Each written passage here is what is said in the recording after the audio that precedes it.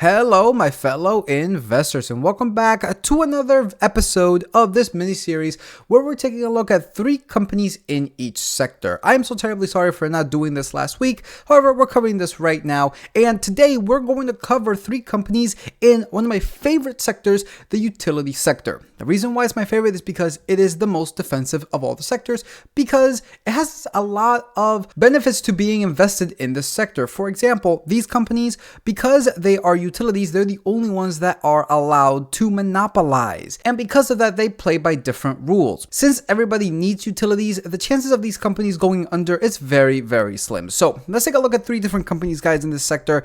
They're all pretty much equal to each other. So I'm just going to tell you guys my 3 favorite ones that I like. So with that said, let's get started with this video. Jumping now into the first one, this is by far my favorite one that we're going to cover today, and that is Southern Company. I absolutely love this company for multiple reasons. For starters, they actually provide natural gas to one of my favorite states, Tennessee, which is the state I hope to live in one day.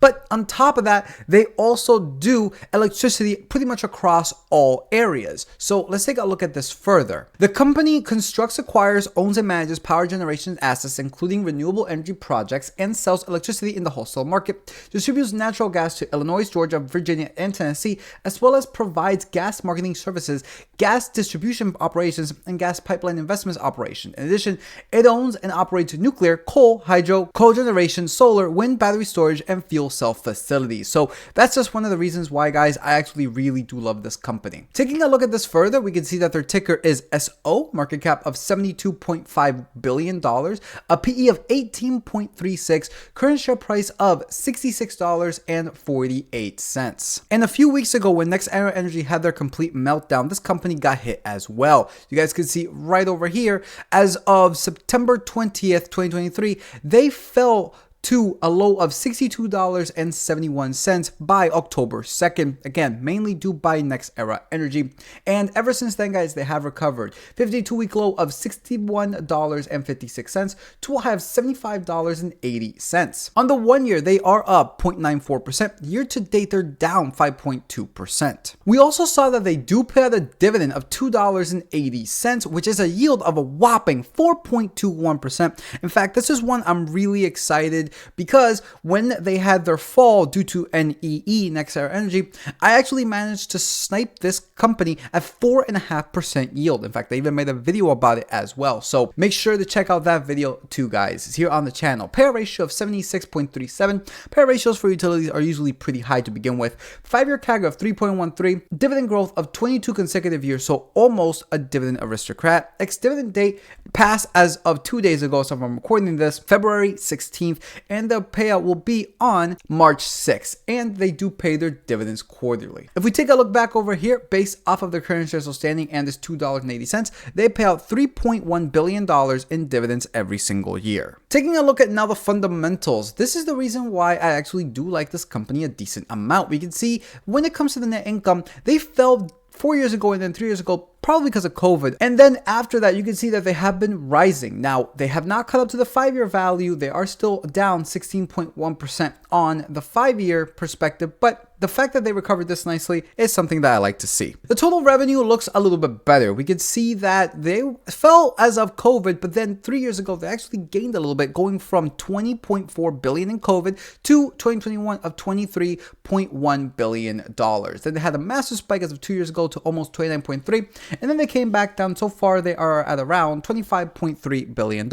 Overall, in the 5-year, this is an increase of 18%. And when it comes to utilities, again, because they play by different rules, they are obligated to actually issue shares. Now, at what rate they issue shares, that really is up to them. And by far, this is one that I find that has the least amount of share issuings. There are other ones out there that have a significantly higher rate of issuing shares. We can see Southern Company, 1.05 billion shares to today of 1.09 billion shares. On the 5-year, this is an increase of 3.6%. And when it comes into the assets minus the total liabilities, nice consistent increase. Even during COVID and the year following, they did not keep it the same. They actually did increase it a little bit, but not at a good rate. Nonetheless, though, overall, it is still a really nice increase. Average total assets being $130.5 billion, liabilities of $96.8 billion, and a difference of $33.7 billion. So there you guys have it. That is the first company, Southern Company, my favorite out of all the utilities. Again, when this thing fell, I bought a lot of shares. And just to give you all full transparency, here you have it. My total share amount is actually 84.8, with an average share price of $64.35, with my yield on cost being 4.35%. And this pays me every single quarter $59.36. So I hope this helps you in a way that you now have a basis for this company. And with that, let's now move into the second company. And the second company, it is none other than American Water Corporation. Now, I have had some people tell me that they do not like this company, at least when it comes to their services, right? But at the end of the day, guys, this is the only water utility company in the S&P 500. So right then and there, I think that that's really, really good. Now, looking at this company and exactly what they do, we can see that American Water Works, through its subsidiaries, provides water and wastewater services in the United States. It offers water and wastewater services to approximately 1,700 communities in 14 states, serving approximately 3.5 million active customers. The company serves residential customers, commercial customers, including food and beverage providers, commercial property developers, and proprietors, and energy suppliers. So there you guys have it. That pretty much covers what in the world they do. Looking now at the calculator, we can see that AWK has a market cap of almost $24 billion, a PE of 25.51, a current share price of $122.82, and a current dividend annual yield and a current annual dividend of $2.83. Looking at the graph for this company, we can see that on the 1 year they're down 16.71%. Year to date they're down almost 7%, 52-week range of $114.25 to a high of $153.43. Looking at the dividend a little bit closer, we can see that this is a yield of 2.3, a payout ratio of 56.8, a 5-year CAGR of 9.23, so the highest one that we have seen out of these two.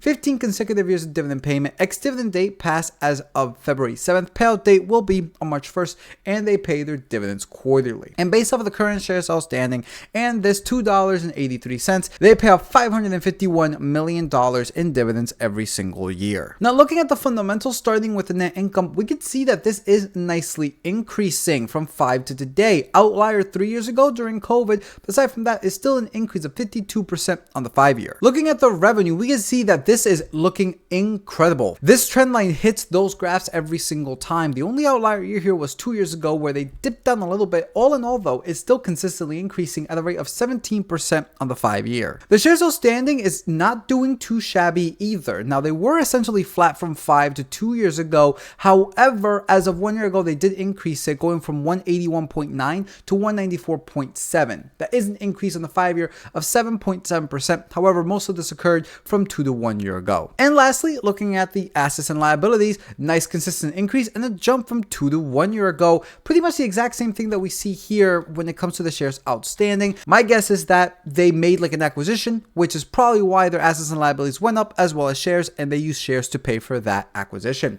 Average total assets being $27 billion, liabilities of $19 billion, a difference of $7.86 billion.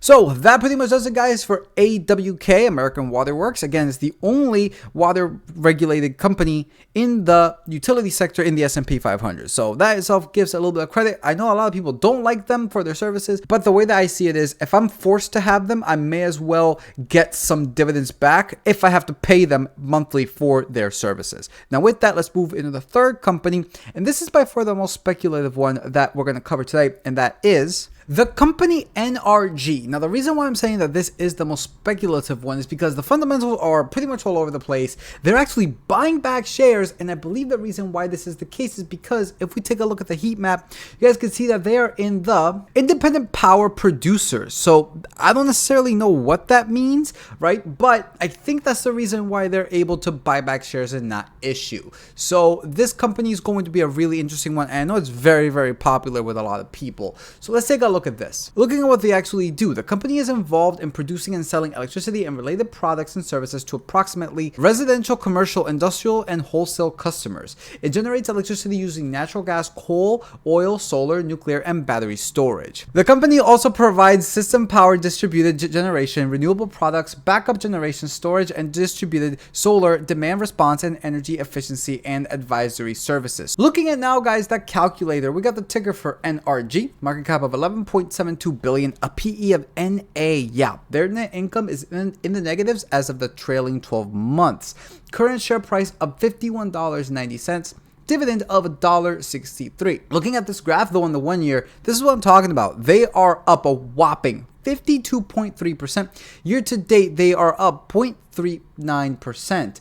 52-week range of $30.25 to a high of $55.36. And if we take a look at this dividend, this $1.63 is a yield of 3.14, a payout ratio of unknown, a 5-year CAGR of a whopping 66.6, 4 years of dividend growth. Ex-dividend date passed as of January 31st. Payout date was on the 15th of February, so it just passed. And the dividend frequency is quarterly. And based off of the current shares outstanding and this $1.63, they pay out, guys, $373.76 million in dividends every single year. Looking at now the fundamentals, this is starting off real bad. We got the net income 5 years ago of $268 million to today of negative $1.8 billion, a drop of 764%. This is what I'm talking about. I look at this and I'm just like, what in the world is this? It's popping up red flags. But again, there has to be something behind as to why this is occurring. The revenue, on the other hand, is looking pretty good. You can see 5, 4, and 3 years ago actually decreasing. Well, I guess going up, then decreasing, and then a massive jump from 3 to 2 years ago, and ever since then, kind of stagnating at around the $30 billion mark. On the 5 year, this is an increase of 215%. Now, the shares outstanding is the outlier here because no other utility company buys back shares. This one, on the other hand, is buying back, going from 284 to today of 229.3 million. That is a decrease of almost 20% at 19.18%, guys. Absolutely crazy. So right then and there is looking great. But again, I don't know why they are able to buy back shares. Definitely do more research on this one. And the assets minus the total liabilities, they had one negative year 5 years ago, but ever since then, they just skyrocketed back. Average total assets being 19.72 billion, liabilities of 17.54 billion, and a difference of $2.2 billion. So all in all, NRG, I know it's one that's popular with a lot of people, and it's, well, I personally don't want to invest in it because I would need to do a lot of research for it. But if you guys already have done that, or if you are invested into it already, let me know why you are. I'm very, very curious as to why you believe this company is the way that it is. And that pretty much does it, everybody, for the 3 companies in the utility sector. Again, my favorite sector, and out of all of these 3, my favorite would have to be Southern Company, which I own. I already showed you guys. But that pretty much does it for this one, everybody. Make sure to like, subscribe, comment. It really does help here with the algorithm on YouTube as well as Rumble. We are live streaming on Rumble for the next 30 days exclusively since we got the partnership. So if you guys would like to see that live stream, we are live at 7 p.m. Eastern Standard every day. And well, this week is going to be a big week, especially on Wednesday, seeing that it is NVIDIA Day. So if you want to catch those live streams, make sure to follow us there. Link is in the description below. Make sure to follow us on X as well. And with that said, peace out, and we'll see you all next time.